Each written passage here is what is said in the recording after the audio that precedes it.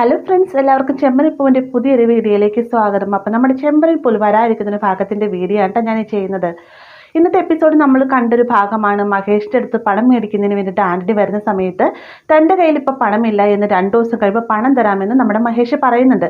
ഈ ഒരു സമയത്ത് മഹേഷ് പറയുകയാണ്, 2 ദിവസം കഴിയുമ്പോൾ ഞാൻ വരും, അന്നേരം നിൻ്റെ കയ്യിൽ പണമില്ല എന്നാണെങ്കിൽ ആൻ്റണിയുടെ തനി സ്വഭാവം നീ കാണുമെന്നൊക്കെ പറഞ്ഞ് ഭീഷണിപ്പെട്ടിട്ടാണ് പോകുന്നത്. അങ്ങനെ ഒരു കണക്കിന് നമ്മുടെ മഹേഷ് 2 ദിവസത്തിനുള്ളിൽ തന്നെ പണം ഒപ്പിക്കുന്നുണ്ട്. അന്നേരമാണ് രവിക്ക് ആകുന്നതും സച്ചിക്ക് വേണ്ടിയിട്ട് ആ ഒരു പണം മഹേഷ് കൊടുക്കുന്നതും.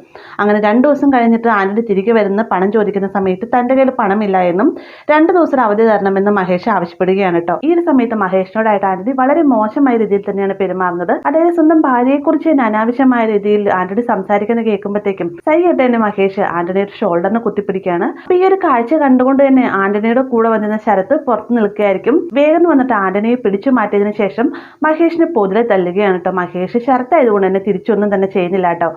ഈ ഒരു സമയം തന്നെയാണ് നമ്മുടെ സച്ചി അങ്ങോട്ടേക്ക് വരുന്നത്. മഹേഷിനെ തല്ലുന്ന കാണുമ്പോഴത്തേക്കും പിടിച്ചു മാറ്റാൻ ശ്രമിക്കുന്നുണ്ട്. എന്നാൽ ശരത്ത് എന്താ ചെയ്യാന്ന് ചോദിച്ചു കഴിഞ്ഞാൽ നേരെ തൻ്റെ ദേഷ്യങ്ങളെല്ലാം തന്നെ സച്ചിയുടെ അടുത്തേക്ക് കാണിക്കുകയാണ്. സച്ചിയുടെ ഷോൾഡറിന് കുത്തിപ്പിടിക്കുകയാണ് കേട്ടോ. ഈ ഒരു സമയത്ത് ശരത്തിനും ആൻ്റണിക്കും കണക്കിന് തന്നെ കൊടുത്തിട്ടാണ് സച്ചി അവിടെ നിന്ന് വിടുന്നത്. അങ്ങനെ സച്ചി ശരത്തിനെയും ആൻ്റണിയും ഉപദ്രവിച്ചതിൻ്റെ പേരിൽ 2 ദിവസം കഴിഞ്ഞിട്ട് വീണ്ടും വരികയാണ് ഈ കാർ സ്റ്റാൻഡിലേക്കായിട്ട്.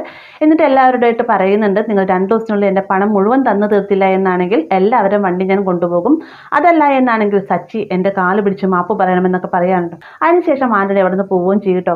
ഈ സമയത്ത് മഹേഷ് ഒഴികെ ബാക്കി എല്ലാവരും സച്ചിയുടെ ദേഷ്യവും എടുത്തുചാട്ടവും കാരണവും നമ്മുടെ വഴിറ്റിപ്പിടിപ്പായ കാർ നഷ്ടപ്പെടുകയാണെന്ന രീതിക്ക് സച്ചിയെ കുറ്റപ്പെടുത്തി സംസാരിക്കുകയാണ്. സച്ചി വരുന്ന സമയത്തും ഇതേ രീതിയിൽ തന്നെ സച്ചിയോടായിട്ട് ഇവർ പെരുമാറുകയാണ് കേട്ടോ. സച്ചി പ്രത്യേകിച്ചൊരു മറുപടിയും ഇവരോട് പറയാതെ വണ്ടി എടുത്തുകൊണ്ട് പോവുകയാണ്. മഹേഷ് സച്ചി എന്ന് വിളിച്ച് പുറകെ ചെല്ലുന്നുണ്ടെങ്കിലും സച്ചി വണ്ടിയൊന്നും നിർത്തുന്നില്ല കേട്ടോ. സച്ചി അവിടെ നിന്ന് നേരെ ചെല്ലുന്നത് ആൻ്റണിയുടെ ഓഫീസിലേക്കാണ്. എന്നിട്ട് സംസാരിക്കുന്ന സമയത്ത് ആൻ്റണി പറയുന്നുണ്ട്, നീ എല്ലാവർക്കും മുന്നിൽ വെച്ചാണ് എന്നെ തല്ലിയത്, അതുകൊണ്ട് തന്നെ എല്ലാവരും മുന്നിൽ വെച്ച് എൻ്റെ കാല് പിടിച്ച് ക്ഷമ ചോദിക്കുകയാണെങ്കിൽ എല്ലാവരും വണ്ടി ഞാൻ തിരികെ നൽകാം, അപ്പോൾ അതൊക്കെ പണമൊക്കെ തന്നാൽ മതി എന്നൊക്കെ നമ്മുടെ ആൻ്റണി പറയുകയാണ്.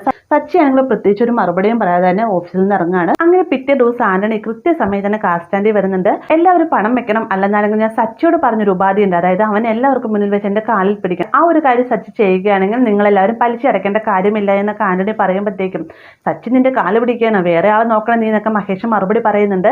ഈ ഒരു സമയത്താണ് സച്ചി അങ്ങോട്ടേക്ക് വരുന്നിട്ട് വേഗം തന്നെ ആൻ്റണി കൂടെ നിൽക്കുന്ന ആൾക്കാരായിട്ട് പറയുന്നത്, അവൻ വരുന്നുണ്ട്, അവൻ എൻ്റെ കാല് പിടിച്ച് വണങ്ങുന്ന എനിക്ക് വീണ്ടും വീണ്ടും കാണും, അതെല്ലാം വീഡിയോ പിടിച്ച് വെച്ചോളാനായിട്ട് അയാളോട് ആൻ്റണി പറയുകയാണ്. അങ്ങനെ ആൻ്റണിയോട് കൂടെ വന്നിരിക്കുന്ന ആൾ വീഡിയോ പിടിക്കുന്ന സമയത്ത് സച്ചി പുറകിട്ട് പതുക്കെ മാറിയതിനു ശേഷം കാല് പിടിക്കൽ, എൻ്റെ കാല് വെച്ച് നിനക്ക് നല്ല തൊഴി വെച്ച് തരും എന്നൊക്കെ സച്ചി പറയുമ്പോഴത്തേക്കും ആൻ്റണിക്ക് പ്രത്യേകിച്ചൊന്നും മനസ്സിലാവുന്നില്ല. പക്ഷെ ആൻ്റണിയുടെ ദേഷ്യം ഇരട്ടിയാവുകയാണ്.